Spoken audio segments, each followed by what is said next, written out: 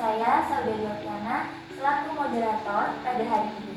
Saya akan membahas topik yang penting banget tapi sering dianggap sepele, yaitu pengendalian diabetes mellitus pada remaja. Saya tidak sendirian, sudah hadir bersama kita narasumber pada hari ini. Halo Kak, boleh kenalan dulu? Oke, halo semuanya, perkenalkan nama saya Fitria. Saya mahasiswa dari Universitas Dr. Sudadi. Nah, pada podcast kali ini saya akan berbagi informasi tentang diabetes mellitus pada remaja dan bagaimana cara mencegah serta mengendalikannya. Halo Kak, selamat datang. Bagaimana kabar hari ini? Alhamdulillah baik. Terima kasih ya Kak sudah mengundang saya. Semoga pembahasan kita bermanfaat untuk teman-teman remaja. Oke, baik Kak, tanpa berlama-lama lagi, kita mulai ya podcastnya. Oke.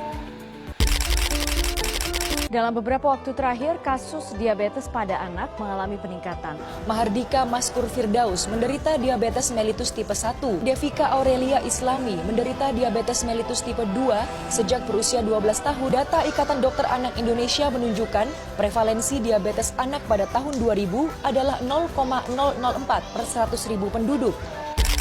Sebelumnya, apa sih Kak yang dimaksud dengan diabetes mellitus itu? Nah, diabetes mellitus adalah penyakit yang terjadi ketika kadar gula darah dalam tubuh terlalu tinggi.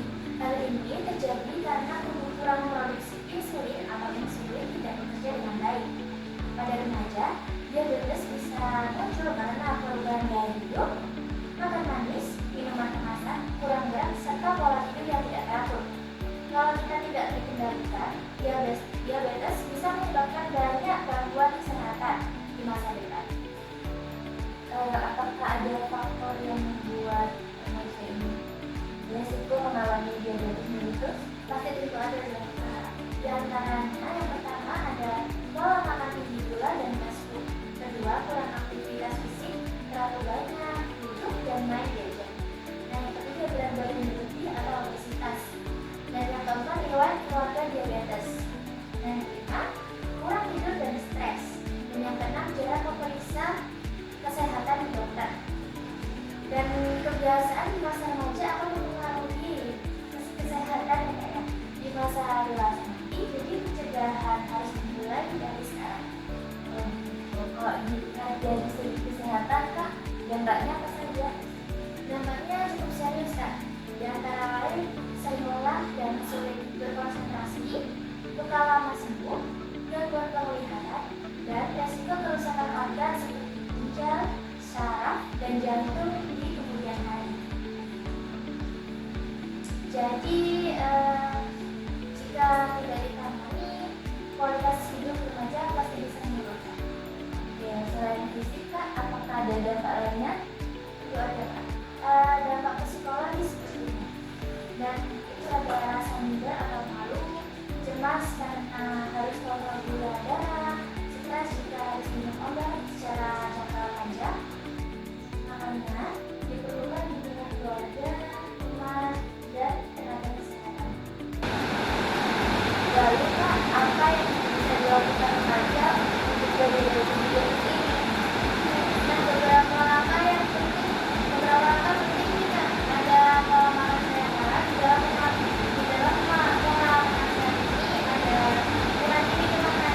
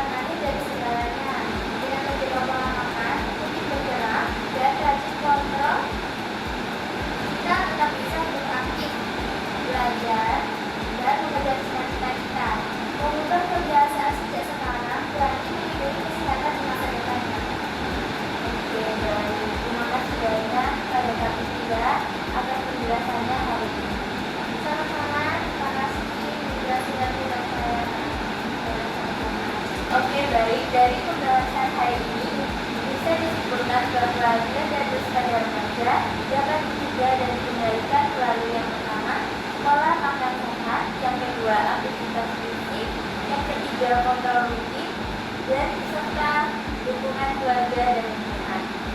Semoga edukasi ini bermanfaat. Terima kasih atas perhatian.